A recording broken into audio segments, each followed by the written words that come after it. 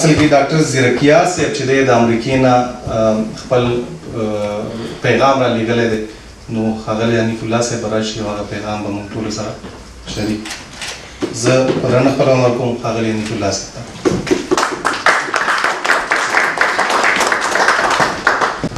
د مشرانو او کشرانو په اجازه د نالیدلي افضل خان لالا په درناوي ډاکټر رحمت ربیع زیرکیا امریکا 18 جولای 2021 ته محمد افضل خان لالا ترقي غوښتونکی پښتون افغان ملي ستر شخصیت دی دا افغان مبارز مشر زړور سیاسي او خبرلوب لوبغاړی دی او د ارواښاد ډاکټر ماما کبیر ستوري ډک ملګری دی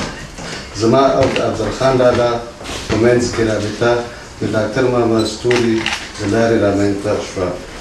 ډاکټر ماما ستوري ما ته په تلیفون کې سپارښتنه وکړه چې د پښتون د ملي یووالي په سیاست کې په افضل خان لالا حسابولی شم هر ځل چې افضل خان لالا جرمني ته راغلی و زما سره یې تلیفوني تماس نیولی افضل خان لالا زړور حاضر جواب او فکرمند پښتون افغان دی یوه ورځ د برټانوي پاکستان په پارلمان کې یو غړي چغه وکړه چې دغه پارلمان یو افغان غړی په ډېر ګمان سره د سوات وتلی مشر محمد اعظم خان لالا دی اعدام شي په دې ګناه چې د پښتونخوا افغان او افغانستان خبرې یې کولې او له دې لارې د پاکستان تجزیه وکړه دغه دروند پښتون افغان مشر ورغبرګه کړه چې لومړی باید علامه محمد اقبال اعدام شوی وي ځکه چې د انګریزانو د واکمنۍ پر مهال یې د افغانستان د مشرۍ په خپل یو مشهور شعر کې په دې ډول منلې وه اسیا یک پیکر آب و گل است ملت افغان در آن یک پیکر دل است منلي افضل خان لالا د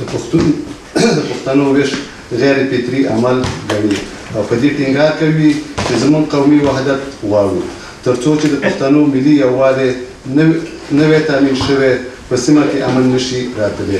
او په بې امنۍ کې د زبر ځواکونو سوپر باور په شمول د هیچا ګټه نشته زما په نظر پاکستان اصله برطانوي پاکستان دی او په برطانوي پاکستان په حیث یې د افغانستان خاوره نیولې ده یعنې په بلوچستان او اوسني خیبر پښتونخوا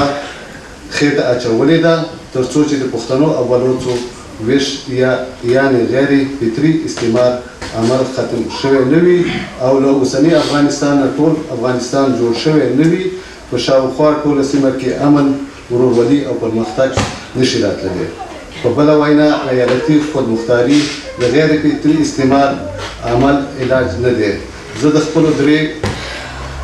ډېرو درنو پښتنو افغان مشرانو افضل خان لالا محمود خان اڅکزي او اسفندیار ولی خان په پام دې ټکي ته راګرځوم چې تا یې نه وي تشدد د پاڅون په کویټه او په پېښور کې هغه دومره جدي و لکه په کابل کې چې به و زه له درې واړو منلو مشرانو هیله کوم زما لاندې درې لیکنې په غور سره ولولي او زما سره تماس وساتي زه درې لیکنې په انټرنیټ کې لوستلی شئ